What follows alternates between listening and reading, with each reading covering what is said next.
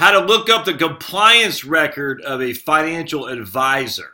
That's what I'm going to show you how to do here today. It's important. When I was just doing a video just a second ago on the Barron's top advisors and how I completely could care less, or the Forbes top advisors, or the 5-star wealth managers, I don't pay any attention to it. One of the things they do for their criteria, though, is they look at the compliance records of the people they're putting in their list. And I want to show you something like that. I want to show you how to look it up, because the compliance record could lead to some thoughts, but it inherently doesn't mean too much. I'm going to show you why. But there is a reason you should look at it. So if you're getting ready to hire Josh Scanlon, you're like, what's this guy Josh Scanlon? I see him on YouTube. He seems like an idiot, or he seems like a good guy, but I want to look up more about him. So I'm going to show you what to do. So we go to Google. You type in IAPD SEC, and that's the, I can't remember what IAP, the Investment Advisor Public Disclosure homepage through the SEC, the Investment Advisor Public Disclosure homepage. And you click on that guy. Now the problem is you got to make individual or firm. So I'm just going to type in my name, just Scanlon. There's not many of us run around Scanlon, so we're going to type in Scanlon, and I'm just going to hit that. And we get my sister. That's my sister right there, Abby Rosen, Region Atlantic, and she's wonderful. I love my sister, and she's a CFP, got a master's degree in financial planning, was an officer in the Navy, was on the first wave of the Iraq War in 2003 as I forgot her ship, Eisenhower. I always mess that one up. But anyway, so you can look her up. But let's just look up me here. So we're going to click on Josh Scanlon. And we're going to see current employers is Heritage Wealth Planning. And that's my business address and all that. And we go down here. I'm currently registered in one jurisdiction. And then we got my history of the last 10 years, USAA Financial Planning, 2008 to 2017. Carson Wealth Management, 2017 to 2006 months. And then Seascape was for about 8 months or so. And I still lived in, so Seascape was out of New Hampshire, but I was still in Milton, Georgia. So I kept because I wasn't going to move up there. Well, we entertained it, but it just didn't work out for whatever reason. All right, but anyway, that's my history for the last 10 years. I thought they gave you more, actually. Customer dispute. Oh my goodness, that might be bad. But let's go to full disclosure, a detailed report. So let's see this here. So now you can see customer disputes. You can see history. And I want to show you everything. I'm just going to show you about me. Today's date, 2019, report summary, qualifications. So let's go down this. IAD report for individual investment advisor reps includes information such as employment history, professional qualifications, disciplinary actions, criminal convictions, civil judgments, and arbitration awards. So a couple things. Bankruptcy will always show up on here. So I do think you should probably be careful with folks who've been bankrupt if they're doing financial guiding. Now, let me just tell you something. Some people emerge from bankruptcy having learned a lot of life's lessons. So don't just discount them, but be careful. Just because bankruptcy, that might mean they're not very good at managing money, but it might mean they learned their lesson and you can learn a lot from them. Now, I never went bankrupt, but I've seen that a couple times where, not often. I would tend to avoid advisors who've gone bankrupt. Let's put it that way. I would tend to avoid that because there's so many good advisors who have not. All right, so we're going to go down here. You can read all that. That's my CRD. I can't remember what that stands for anymore. There's my current employer. It's my own firm.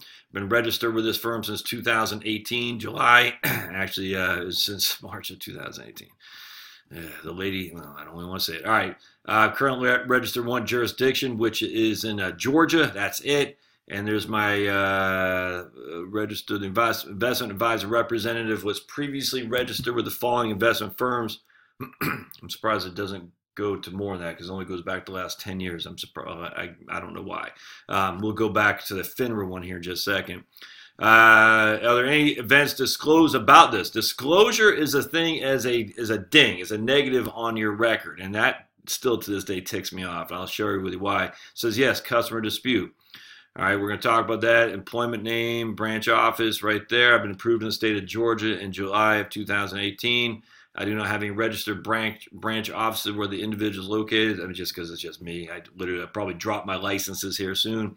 1998, I got my Series 63, which is when I also got my Series 6. I think 1999, I got my Series 7. I let them both lapse. If this doesn't work, what I'm doing, I'm never going back into being a broker, what's called a registered rep, where I can sell investment products. Never. I do have a CFP, as it says here. That's new. I didn't know they put that on there, so that's interesting. For a long time, it wasn't on there. Got my Series 65 in 2005. So this would show you some of the exams, how long the people has been in the business. So if you come up here, I mean, you can see 1998, 21 years now. So I've been in the business since, at least licensed in the business since May of 1998. So that's 21 years, right? Yeah. 65, I had a 6, 63, 7, a 65. Then the CFP came next. Yeah, CFP came next. My master's came after that. They won't show. That's not a master's degree is not a professional designation, so they're not going to show if you're a PhD, a master's, or anything like that. But anyways, that's good. So if you're looking at the history of an advisor, see how long they've been in the business. I think it's important for sure. All right, so let's go to customer. There we go. So they only go back to 2000. Wonder why it doesn't go back to 1998. I don't know why that is. Oh, because that's when I got my investor. That's when I got my Series 65. That's okay. So basically, that's interesting. Series 65 is an investment advisor representative, an IAR, which is what this is, investment advisor, just disclosure, I guess, form. And I got my Series 65 in 2005. So that's when they show you, since I've been a 65 rep, investment advisor rep is right here. So Legg Mason and Citigroup. Now, a lot of people say, well, you changed a lot of firms. No, Legg Mason and Citigroup, one and the same. And you always got to recognize that, too. If you're talking to somebody and they're saying it's about somebody else, they hop ship, because there is a lot of financial advisors, especially in the brokerage firms, who go from point A to point B to point C to point D, because they get big payouts every time they leave. That's not good, man. That's bad. So watch out for that. But you also got to be careful to say, oh, this guy went from Legg Mason to Citigroup. Legg Mason and Citigroup are the exact same thing. It was actually Legg Mason Smith Barney was part of Citigroup, and now say Morgan Stanley is the exact same firm. So you got to be careful that don't just assume they're hopping ship if it's a bunch of consolidations. And so it'd be Legg Mason went to Smith Barney, which is part of Citigroup, then became Morgan Stanley, but it's the same firm, same exact location, probably same phone number. So I left Legg Mason, Smith Barney, went to USAA, 2008 to 2017, 10 years. And I went to Carson up in Kingsport. That didn't work out. Then I went to Seascape, which is actually in Portsmouth, New Hampshire, and that didn't work out. And that's when I started this firm here. All right. And then it'll go back to same thing, the employment is here. Cetera and CWM is the exact same thing, too. So here's actually a good example of the different layers, the multi-level marketing, if you will.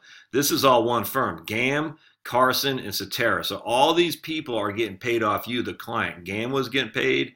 I was getting paid. CWM, Carson Wealth Management, was getting paid, and Cetera was getting paid too. They're all getting paid off you. There's three, actually, when you include my own salary, 4 levels of fees right there. And that doesn't include the funds themselves. So that's why just go straight to Vanguard. At least you know you're getting at cost. All right, so that's that. Now let's go. I think let's just show my disclosure events. Yeah. Pending involves about allegations have not been proven or formally adjudicated. All right, so let's go down this, and I think mine's still in pending. Yeah, currently being reviewed. But I mean, this is going back to 2017, but actually when this happened was in 2013. This complaint is currently being reviewed by USAA. I mean, how long does it freaking take to get this thing finalized? In fact, at this stage, I don't care. Customer alleges that his account asset, and I know who this guy is, and I mean, still to this day, it just infuriates me that this is on my record. I actually was looking at Ed Jones at one point, and they wouldn't even hire me because this is on my record. It was still in pending status. I said, if I can't get hired at Ed Jones, the whole industry is corrupt. Customer alleges that his accounts were frozen after USAA was notified of his pending divorce. That USAA, remember, this is USAA, this is old Josh, this is USAA, the firm, failed to release such assets after customer asked for the release, and the accounts were liquidated without the customer's consent. Customer alleges such actions resulted in missed business opportunity and financial loss. This had nothing to do with me. I'm just gonna tell you what happened. This is why you gotta be careful. And if other financial advisors are telling you, look, the guy's got a disclosure, you better look into it because that's just bad business behavior in terms of other. Let's just put it this way. It wasn't that long ago I had a boss. He or she was trying to solicit a big account from another firm that was local to us, if you know what I'm saying. Her solicitation way was to say that the guy had 2 disclosures on his, right, what I'm looking at right here. And she was using that as a hammer to say, look, this guy's got 2 disclosures. We don't have any. Thus, you should come with us, because essentially the implication was that guy was a snake. And I called that guy because I didn't like that, because I have a disclosure. I didn't like that at all. I called that guy. I said, hey, look, let's just put it this way. This is what led me leave that firm. I was pissed. I still am, actually. I thought that was just under what's the word? Not right on the upside of dealing with potential clients by banging or bashing your freaking competition. So I called the guy, the nicest guy you could ever meet, a good family man trying to raise his family, a good guy. And his disclosures were, one, he had some kind of, when he got out of college, like in I think it was like 1991 or something like that, he was a drunk in public, and he failed to disclose it when he went into the business, and because he was told it was expunged. He was like 19 years old, something like that. It was stupid. From 1991, as a drunk in public, he said it was a misdemeanor, was told it was expunged, and he never did. And he even had the letter saying it was expunged. But somehow his broker said, oh, you never disclosed it to us. He goes, it was expunged. And they said, no, it wasn't. He goes, it is. And he had to put that on his record. The other one was that it's just something along those lines too. I forgot what it was. He forgot to put his for to change something in 2016, where if you didn't do something previously to 2016 and now got dinged, it was stupid. It's so stupid. And he got dinged on that too. And I said, this is nuts. So we're going to try to go after this client based on what this guy did at drunk in public in 1991. And then the Florida stuff that they changed, which I remember because I had some people at USA who got fired because of that Florida change. They said, oh, you didn't do this. You're supposed to disclose it. We got to fire. They're like, huh? It was nuts. It was all because of Florida license. Now, this guy didn't live in Florida anymore. He lived in New Hampshire because his wife was from there. But it was insane. It was wrong. Customer alleged says accounts were frozen after USA was notified as a pending divorce. Let me tell you what happened here. His wife called me, soon-to-be ex-wife, wanting money, fit to be tied because they were going for divorce. I said, man, I don't know how this is going to shake out. She has called me. I didn't know who she was. I didn't have a relationship with her. What happens at USA, if you have a certain amount of money, I think it's over $500,000, they just assign you as the advisor to any account. So we got Joe Schmo's got $500,000. Josh, you're assigned to this guy. I said, okay. So I didn't call him or anything. But anyway, he called me one time, and I think I met with him up in East. No, where the Devils used to, not Devils, the Islanders used to play. I met with him one time. He came to a seminar. I met with him one time because we didn't do any business. I said, okay.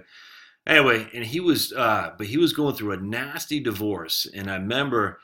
His wife called me, and I can't remember how she got. Yeah, she called me because I was on her account too, because they were married at that time. They're still married, so I was assigned to both accounts.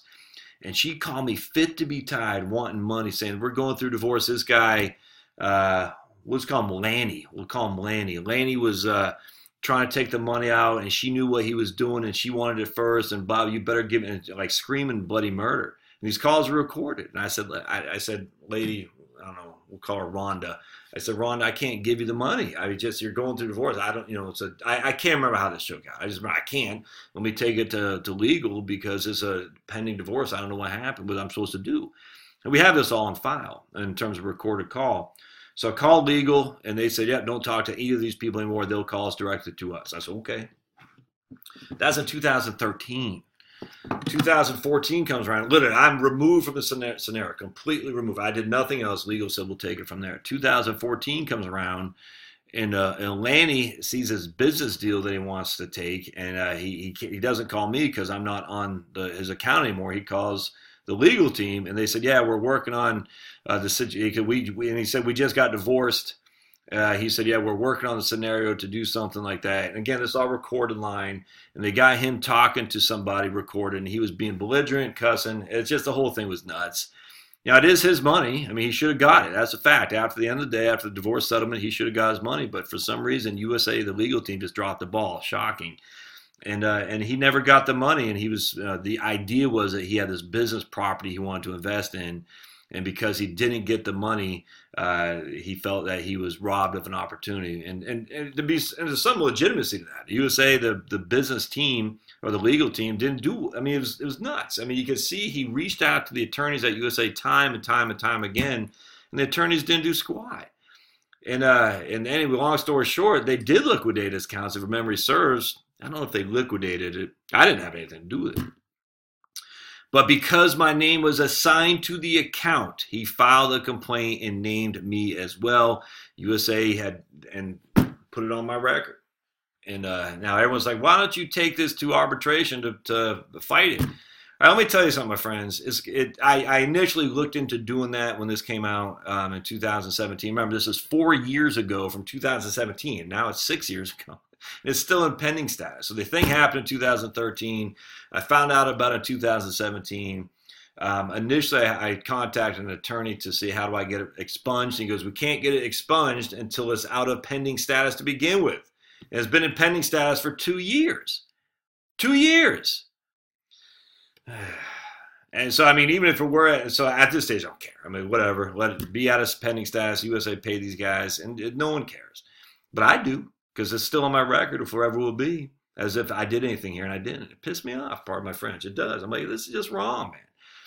I know other people at USA who USA made up stuff about, literally lied about them, put it on the record. They couldn't find work in the business because it looked like they stole from the firm. I know other people that happened to, many of them, as a matter of fact.